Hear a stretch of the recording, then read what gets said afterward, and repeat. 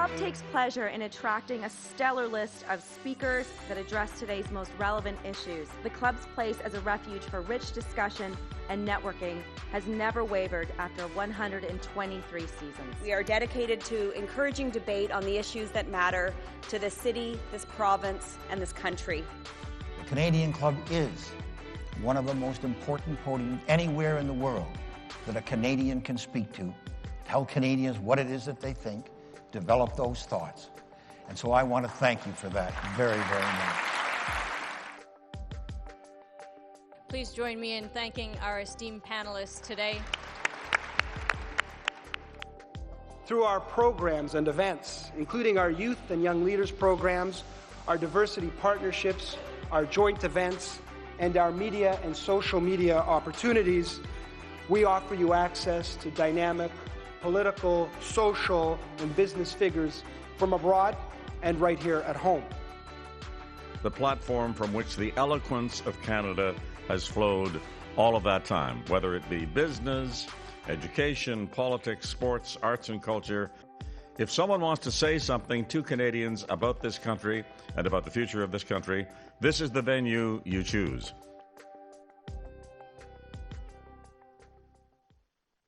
Hello, and thank you so much for joining us today. My name is Anita McCuitt, and I'm president of the Canadian Club Toronto and national leader of TMT and consumer markets for PwC Canada. Today, we're joined by Ontario's Minister of Finance, the Honourable Peter Bethlenfalvy, for his post-budget address. The Minister will discuss the government's comprehensive action plan that will protect the people of Ontario through COVID-19 and beyond. Before we hear from the Minister, here's a little information about how you can participate with us today. If you find that your internet is slow, you can try the click here to switch stream button. Your video quality may reduce, but your audio should stay strong. And we do want your questions today, so just click the questions tab, type your question in, and it will go directly to our moderator today. Thank you to our event sponsors, Bruce Power, EY, Navigator, TD, and Waste Connections of Canada. Thanks to your generous support, today's event is free of charge for everybody. The Canadian Club is a nonprofit, and we've been gathering people together for 124 seasons, and it's through the support of our sponsors that we continue to be able to do that. Now to introduce today's speaker. The Honourable Peter Bethlenfalvy is Minister of Finance, President of the Treasury Board of Ontario, and Minister responsible for the digital and data transformation. In these roles, the Minister is responsible for the management of the province's finances and building an environment for Ontario's long-term economic prosperity and sustainability. Minister Bethlenfalvy also serves as the MPP for Pickering-Uxbridge. Following opening remarks, Minister Bethlenfalvy will be joined in conversation by Adrian Batra, Editor-in-Chief of the Toronto Sun. One of the club's traditions that has not changed in this virtual world is a toast that we make to our country. So if you have a little drink nearby, please join me in a toast to Canada. To Canada. Canada. Canada. Minister Bethlenfalvy, I'll turn the Canadian Club podium over to you. Well, thank you, Anita and Adrian, and thank you for inviting me to join you today. I'm really delighted to be here, and I look forward to the time when we could do this in person again. You know, yesterday I released Ontario's 2021 budget, Ontario's action plan, protecting people's health and our economy. It is our government's plan to get the job done that we started exactly 1 year ago when we presented the first phase of Ontario's action plan responding to COVID-19. This is the next step in our promise to protect the people of Ontario during this crisis, to ensure Ontario is better prepared to also face a future crisis. Ontario's total response to COVID-19 is now $51 billion. And as the pandemic has continued to unfold, people have been very clear that they expect us to focus on two vital priorities. First and foremost, they expect us to protect people's health. And second, they expect us to protect our economy. And that is exactly what this budget does. Hope is on the horizon, but we are not there yet. And our government's job is not yet done. Protecting people's health continues to be our #1 focus since March 2020, And we have said we will do whatever it takes to keep the people of Ontario safe. The 2021 budget brings the government's total investment to protect people's health to $16.3 billion. It starts with $1 billion of investments for vaccines. This is our number one priority. While vaccines are rolling out, our government is also investing $2.3 billion more for testing and contact tracing in 2021-22, bringing the total investment since the beginning of the pandemic to $3.7 billion. We are accelerating our long-standing work to build, expand, and improve hospitals across the province over the next 10 years. Now, what happened in long-term care homes during the pandemic exposed a tragedy that unfortunately has been decades in the making. I think that we can all agree that the tragedy was the result of years of underfunding and neglect in long-term care. The inaction stops with us. To protect our loved ones in long-term care from the deadly COVID-19 virus, our government is investing an additional $650 million this year to prevent the spread, increase staffing, and buy more supplies, such as masks, build new beds across the province, increase quality of care by ensuring residents receive an average of 4 hours of direct care per day, and accelerate the training of personal support workers. Our government will continue to make investments in our healthcare system for our urgent fight against COVID-19 and to strengthen it for future generations. The reality is this: we were facing serious financial pressures in healthcare funding long before the pandemic. Without action, the situation will become even more critical in the coming years, especially with the growing and aging population. We have to take action now to ensure we can continue to handle the increasing healthcare costs provinces and territories face. That's why our government, in partnership with other provinces and territories, are calling on the federal government to cover at least 35% of provincial territorial health spending through the Canada Health Transfer. The risk of not investing in quality healthcare for Canadians now is too great to ignore. The second pillar in our plan builds on the significant supports for families, workers, and employers in Ontario. My goal is for everyone who wants a job to find a job. And that's why Ontario's action plan, Protecting People's Health and Our Economy, brings the government's total investment to protect Ontario's economy to $23.3 billion. Everyone knows a parent who has faced new pressures due to COVID-19. While our government can't make this pressure go away, we can provide a helping hand. And we are providing a third round of payments through the Ontario's COVID-19 Child Benefit. In total, we will have provided families $1.8 billion since last March. The payment will be doubled to $400 per child and $500 for each child with special needs. That is real and meaningful relief. We are also creating jobs in skilled trades while helping workers explore new opportunities in a new industry with the proposed temporary Ontario Jobs Training Tax Credit for 2021. And in January, to help small businesses face additional expenses and more pressure, we announced the Ontario Small Business Support Grant for employers affected by the province-wide shutdown. To date, about 100,000 eligible small businesses already have seen funds flow into their bank accounts. And yesterday, I announced a second payment of the Ontario Small Business Support Grant. This will bring the estimated total support provided through this grant to $3.4 billion. In total, our government is providing small businesses $6.3 billion in relief in 2021, which includes lower electricity bills, lower taxes, and lower payroll costs. Now, while all of us have been affected by COVID-19, some have been affected more than others. Women in particular have been disproportionately affected by COVID-19. Our government support is designed to ease the burden for those who have been carrying much of the load during this difficult year. It's why we are taking action to support affected workers and small business owners, improve access and affordability for childcare, and support survivors of increased domestic violence. It is also why the Associate Minister responsible for children and women's issues and I will establish a task force to advise the government on how to address the unique and disproportionate economic barriers women face. And as we look beyond COVID-19, let's make it our shared goal that nobody is left behind. Truly sustainable growth must be inclusive growth. It must include everyone. I've outlined the actions that we will take to beat COVID-19, to put it behind us, to get the job done across the province. I want to finish by giving you an update on our province's economic and fiscal situation. My job as the Minister of Finance and the President of the Treasury Board is to ensure we make every resource available to win our battle against the virus. And that's exactly what we're doing. We are projecting to spend $173 billion in 2021-22. And when you consider that the government spent $148.8 billion in 2018-2019, it's clear we have spared no expense to defeat COVID-19.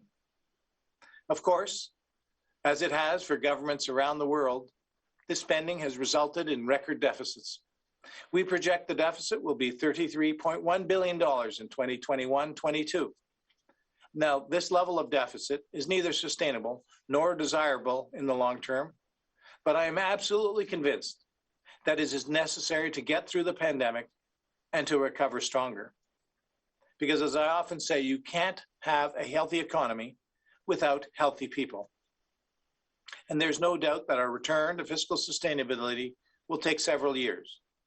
But some would tell us that tax hikes or cuts to public services are the only way to get there.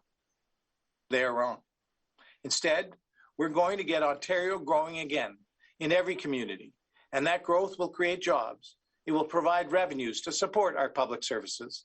It will ensure a sustainable fiscal position. In the coming months, as vaccinations are rolled out and we turn the corner on the pandemic, our government will build on our plan to create strong economic growth.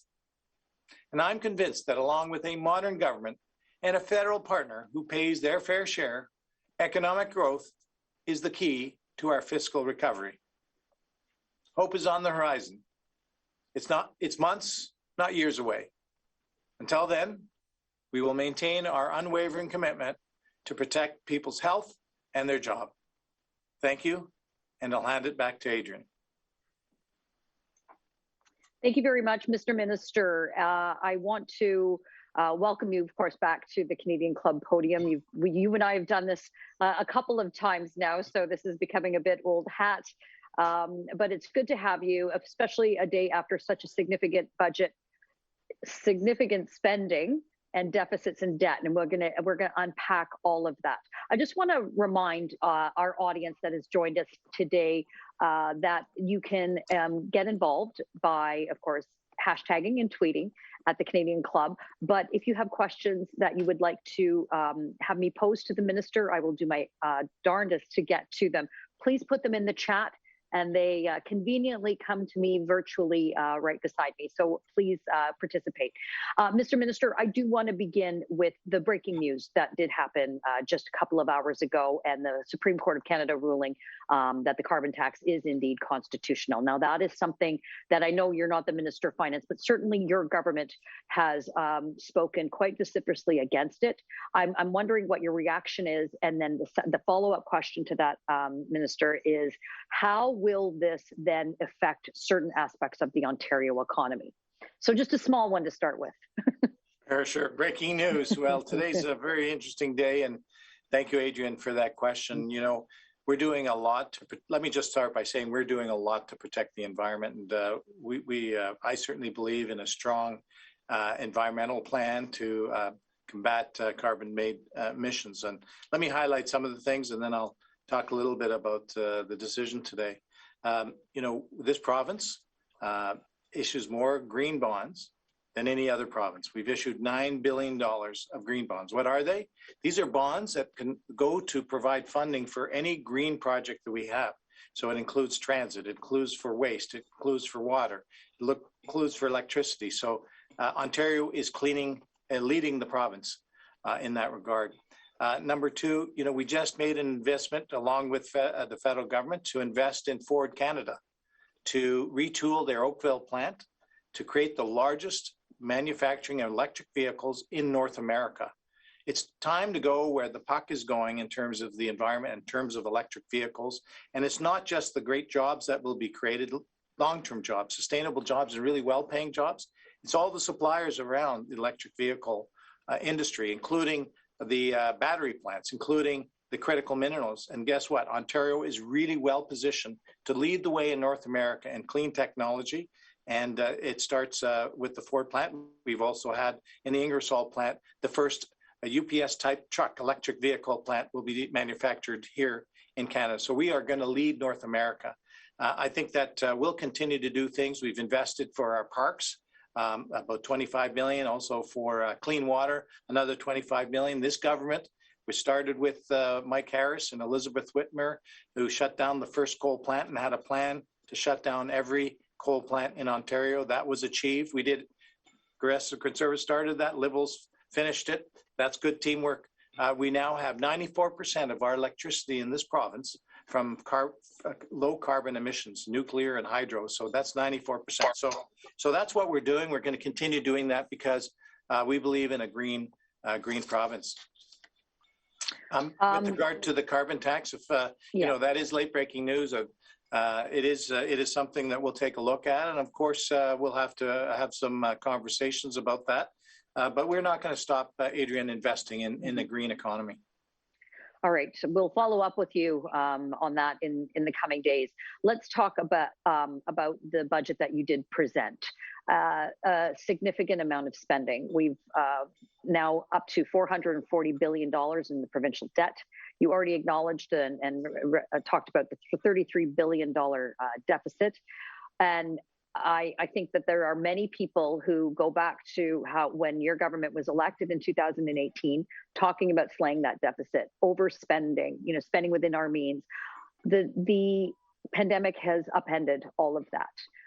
And I don't think that we are oblivious to the realities that government needed to spend in order for Ontarians, Canadians to continue to be able to survive financially. Now, that is all going to start slowing down. So let's talk a little bit about what was in the budget. You've got a number of economic projections and modeling in there, Minister, that of course relies on growth, economic growth. So a couple of specifics, if you could unpack some specific areas that you are looking at. And because of the reliance on the economic growth, is there uncertainty in that? And could the numbers actually be worse than what we are anticipating? Well, absolutely, Adrienne. That I keep my eye on the fiscal ball for sure. It's very important that we do that. You know, I quoted Leslie Frost in my budget speech yesterday, and perhaps I was standing in his seat in the legislature for his wartime budget in 1945. I think the number one job is that the enemy has not been defeated. I think, geez, if we didn't continue to support our troops in World War II, I probably wouldn't be here because I'm the son of two World War II refugees. So I think it's important that we finish the job. I mean, can't take our eye off that ball. I announced $1 billion for vaccinations, continued investment. We're going to vaccinate everyone in this province who wants a vaccination, and that is our biggest stimulus for opening up the economy. And so that's point number one.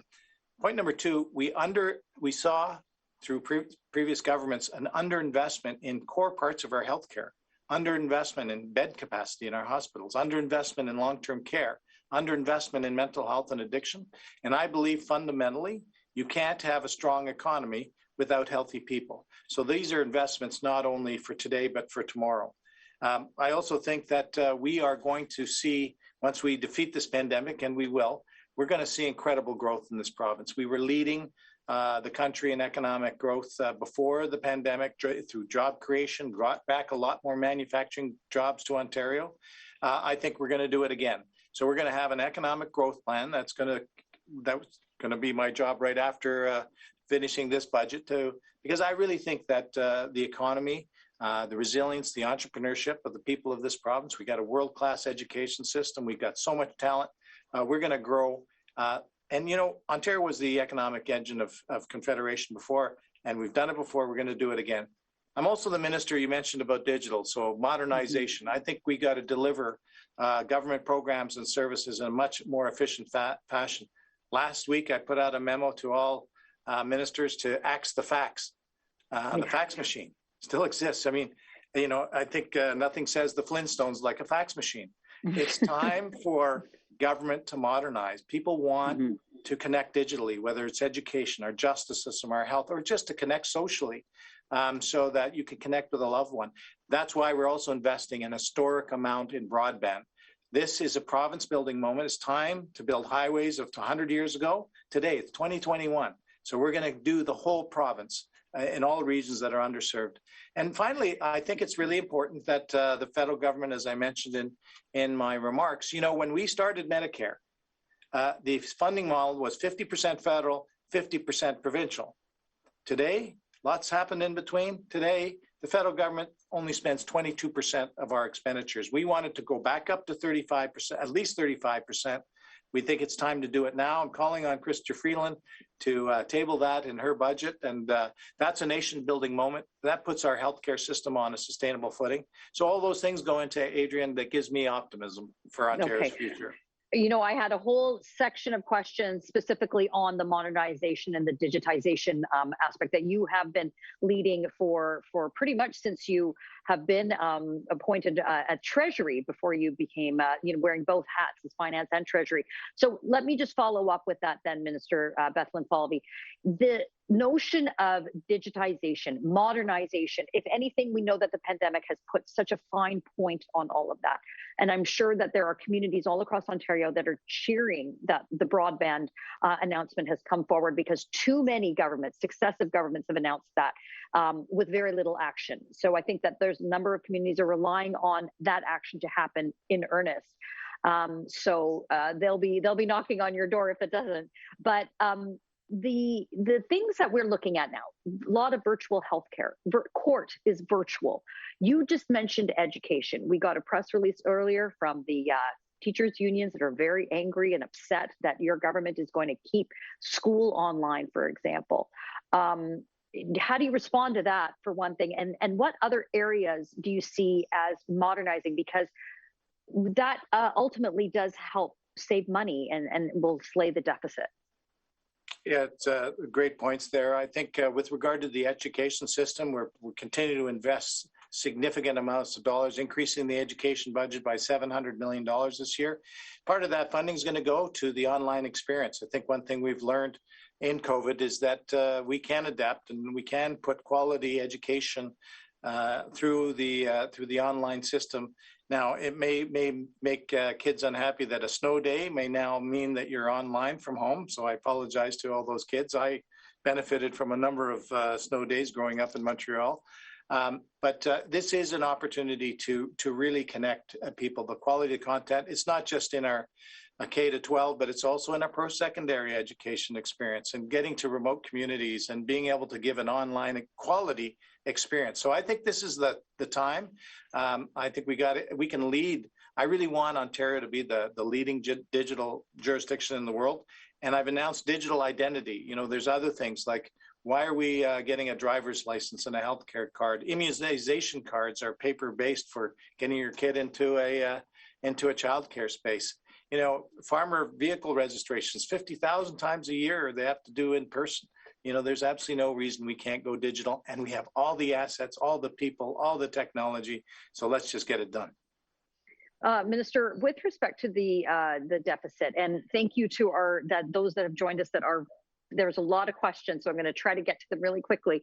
The previous government, in response to the recession in 2008, 2009, they started baking in the deficits into their operating costs. Are you concerned, and what assurances do Ontarians have that won't happen with your government? Well, one thing that the previous government did is 8 times in the last 14 quarters, they didn't come out and face the people of Ontario. Ever since we got elected, every quarter, I'm from the private sector, you know, every 90 days you face your shareholders. Same thing in government. I really believe in transparency and accountability, and every single quarter, my predecessors, and I did that on February 10th, you know, put out the numbers, let plenty of eyes look at those numbers and be accountable, you know, take questions from the media. I think that's a really important part of democracy.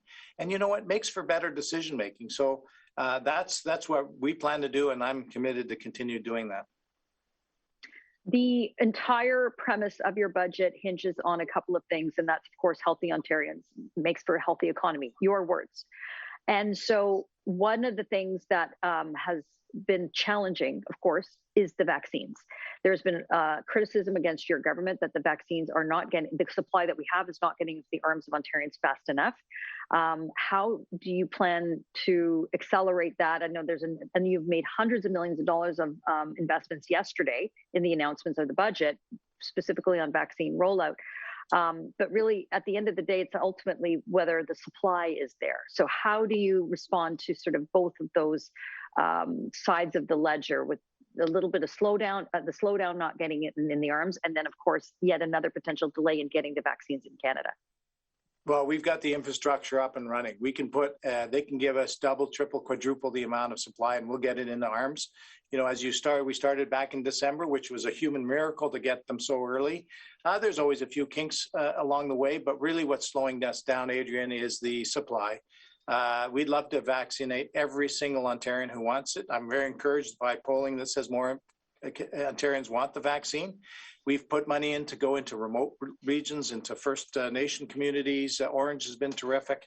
We're doing, made an announcement at a mass vaccination clinic in Thornhill the other day, putting money to transport elderly and people with disabilities to take them to their appointment through physicians, through pharmacists.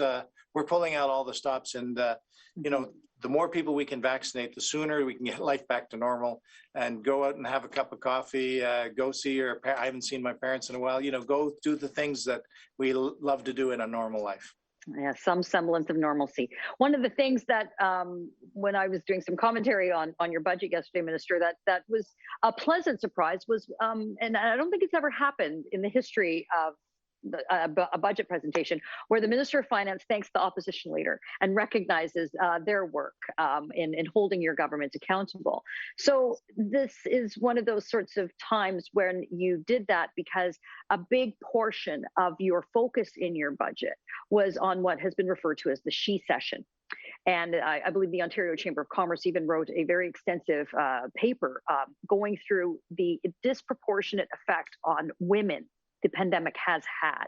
You really spent an inordinate amount of effort and time in your budget to acknowledge that.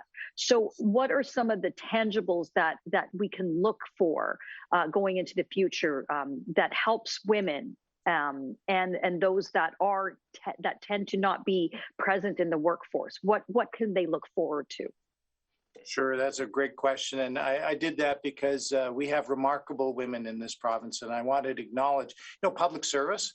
It's, you know, you're in there doing what you believe is right. It's not easy. And so I wanted to acknowledge the leader of the opposition, Dr. Barbara Yaffe, ministers on our side, Fullerton, Elliott and Jones, who are leading the charge to keep us safe. But also it's a symbolic and a shout out to all women across all sectors that that women are playing a leadership role in building the Ontario of today for tomorrow. Some of the programs that we introduced, more investment for training of women, and particularly getting more women into the skilled trades. That's an area where I think we have less than 5% of women. These are good paying jobs, sustainable. And by the way, we're doing more infrastructure in this province than we've ever done before.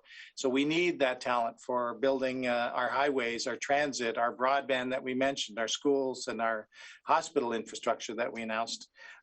And also the task force that Jill Dunlop, the Associate Minister responsible for women and children's issues, and I will co-chair a task force, because I want to hear from women right across the province on how to be inclusive, how to break down the barriers, how to have a sustainable long-term recovery where women are at the forefront of that.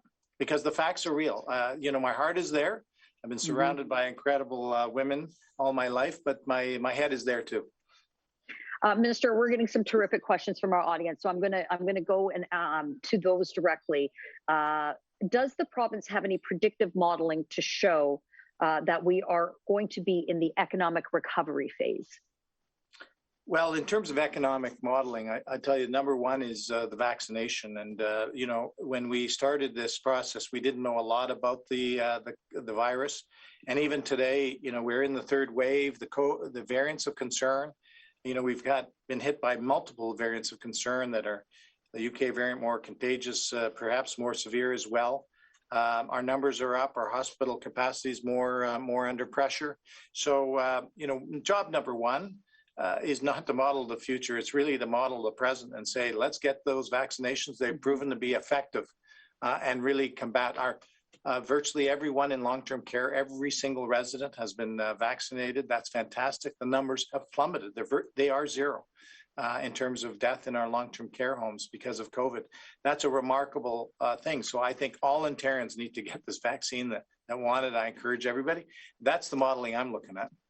Yeah, and I don't think that there will be any argument on that. There's another terrific question here, because one of the criticisms that came out of the budget was from the restaurants industry that there weren't a lot of supports. And then to couple that, there's a number of businesses and NGOs, non-governmental organizations, that don't actually qualify for many of the supports being offered either by the provincial or even the federal government. So the question to you, Minister, is there a potential to expand the criteria by which some of the businesses in different industries that weren't captured in your budget, for example, is there a plan to expand any of the criteria to allow for restaurants, for example, in the food industry or others that weren't able to qualify? Well, that's a great question, and the answer is yes, and let me explain. Yesterday, I announced the doubling of the Ontario Small Business Grant Program. Already 100,000 small businesses have benefited from $10,000 to $20,000. These are businesses that were affected by the lockdown or severely restricted, and we've doubled that. So that unconditional grant money, they can pay down debt, and guess what? Restaurants are one of the largest beneficiaries of that. So many restaurants, they qualified for that, and they've applied and they've received their money already, over 100,000. So doubling it is for many the difference between keeping the lights on and shutting them for good. I've heard that over and over again. We have expanded the program. So those are for the impacted lockdown sectors. For those who are remaining open but were really severely impacted, I'm thinking of the tourist sector. There are no tourists, the accommodation, the travel agents, and so on. And we put a grant program together for them. $100 million, $100 million recovery program for the tourist sector, for the larger companies in the sector. So that is $400 million that I announced yesterday, on top of the 225 that we announced before. So we're pulling out all the stops for the most severely affected small businesses and some larger businesses in this province, on top of the property tax relief, the electricity bill relief, and the grant for personal protective equipment. There's the other big portion of your budget, Mr., had to do with the expansion within healthcare. Different regions across Ontario are going to benefit from new hospitals, new hospital capacity, new beds. The previous government had actually changed a policy from the government before that many of these new infrastructure projects should be built with P3s. So we could see a hospital, for example, built in less than 5 years versus where we haven't seen one maybe built in 14 years. So with all of the billions of dollars that were announced before the new facilities, including the building up of the Brampton Hospital, which I'm sure was much welcomed news, will they be done through P3s, the building? So the public-private partnerships funding model has been changing and shifting over time. We have Infrastructure Ontario that goes through our list of projects, and we find the best way to finance those projects: design, build, finance, maintain.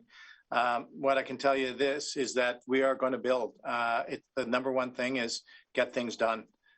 We are doing rapid builds for long-term care. So those were ones we announced, I think, last summer, and we're going to have their shovels in the ground. In fact, some of those beds are going to be completed by the end of this year. 18 months to build a long-term care facility, one in Ajax Pickering, one in Mississauga, and one here in Toronto. We are going to build that hospital capacity. Windsor Essex, we announced a new hospital there. Obviously, the one you mentioned in Brampton, they're over the moon in Brampton. But for Mississauga, the Trillium Hospital redevelopment, significant investment there. In Etobicoke on the Queensway Hospital. The Children's Hospital of Eastern Ontario for children with special needs, consolidate that in Ottawa. It's the right thing to do from a social and health policy point of view, Adrian, it's absolutely the right thing to do from an economic, and we were underinvested over the last 10 plus years. We're getting the job done now. Minister, a question has been posed. Where do you envision the digital health transformation agenda going? And will there be support, future support, and any additional further support for virtual care, especially those in the area of chronic diseases? Now, that's obviously something you would have to speak with your colleague, Minister Elliott, about, but definitely, I think in part and parcel with everything you're talking about, the health of Ontarians, the health of Canadians is going to be keeping us in the workforce. Well, let me tell you, I think the opportunities are infinite in the healthcare space for the digital world. This is about making the patient experience better, faster, more reliable, and what technology can do today. We just have to be in 2021 and have, all of us in government pushing that. It's a big culture change for government. And it's all about the patient experience. And I think the applications will be boundless in that. We're already seeing virtual consultations online that were less than 1% before the pandemic. They've skyrocketed. I think the latest figures are over 50%. So you don't have to go into a walk-in clinic. You don't have to go see your doctor. You could do it from the comfort of your kitchen when you want it and how you want it. I think that's all part of the future, and for chronic diseases and the whole spectrum. A couple of questions have come in with respect to the long-term care facilities. So I'm going to sort of just amalgamate them together, Minister. When the military came out with the report last year, we all remember Premier Ford, very upset about it and devastated by it, as was anybody, frankly, who even read the executive summary of it. A very troubling and disturbing system has evolved over the course of so many years with lack of transparency, lack of accountability within the system. What is it that your government has committed to and will commit to in the future to ensure that we don't see that happen again, that we don't see such a devastating situation within our long-term care facilities, including the patient care? Adrienne, you nailed it. It's devastating. It's devastating to think about the loss of life. And every day I think about that in my riding, significant loss of life. And my heart goes out every day to those who lost loved ones. We can do better, and we must do better. That's why on many levels we are urgently making investments and have started right when the pandemic broke. Increasing the capacity. There's 40,000 people in this province who are waiting for a long-term care bed, some of the longest in my area in Durham. That shouldn't be at the end of your life. Unfortunately, the previous government built 611 beds in almost a decade. We announced that we were going to make, before the campaign, we got elected 30,000 beds. So the capacity, we're well on our way. We've already announced over 20,000 beds. We've put our money directly into building, and including those rapid ones that I mentioned. Also, you mentioned the quality of care. We announced the 4 hours standard of care for each resident in a long-term care facility and beyond. That's the gold standard, Ken. No one has reached that level in Canada, and we're moving immediately to recruit the personal support workers and others to be able to deliver that quality of care. So I think that's a significant achievement as well, and we'll continue to recruit and train and retain. What's so important is retaining personal support workers and people in the industry. Too often they get educated and then they leave.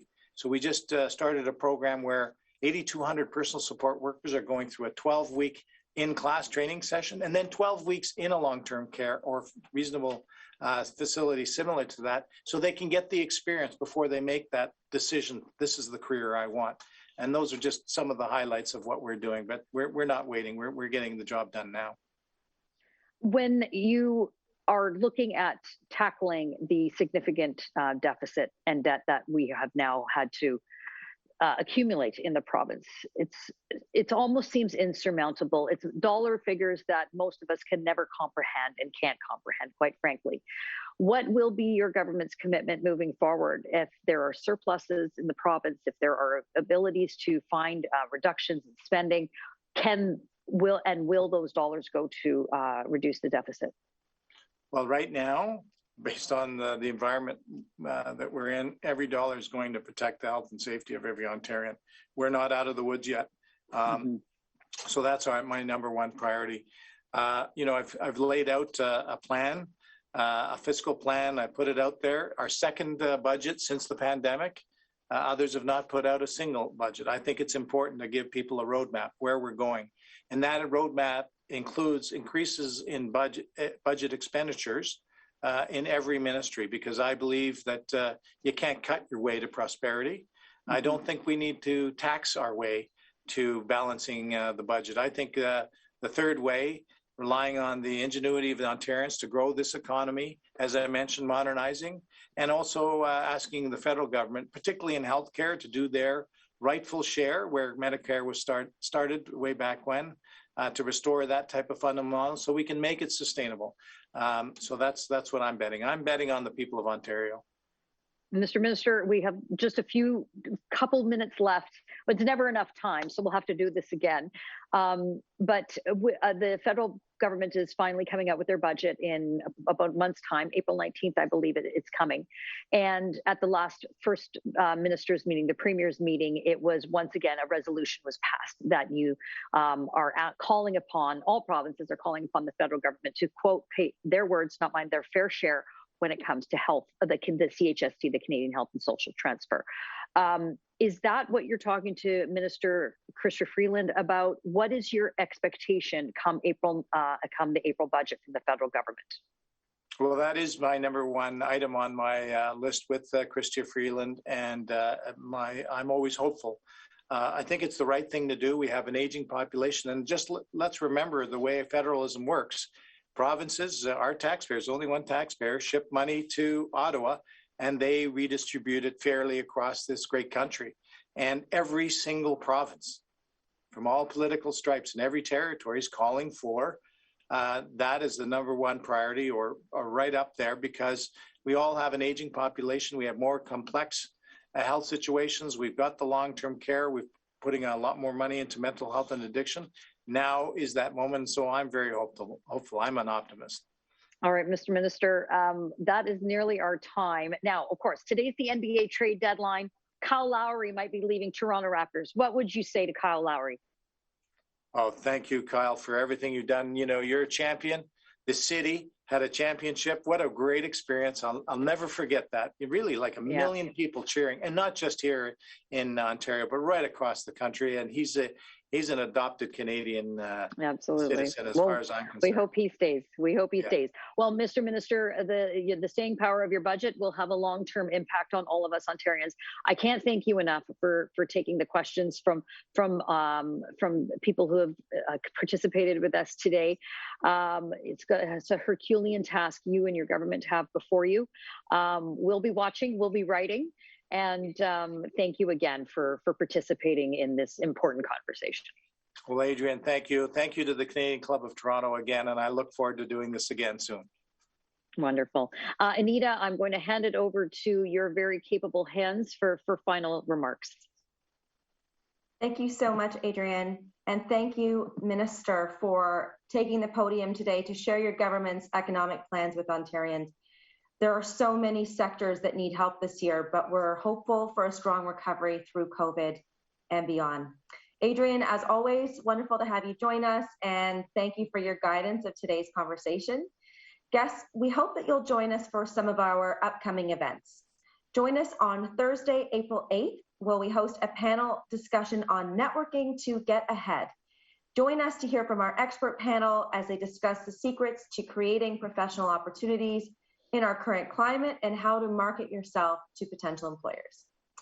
Thank you again to Bruce Power, EY, Navigator, TD, and Waste Connections of Canada for sponsoring today's events. Our events would not be possible without your generosity. Thank you to our AV supplier, Van Valkenburg Communications and LiveMeeting.ca for making it possible for us to come together today. Guests, thank you for joining us. Stay healthy and stay safe.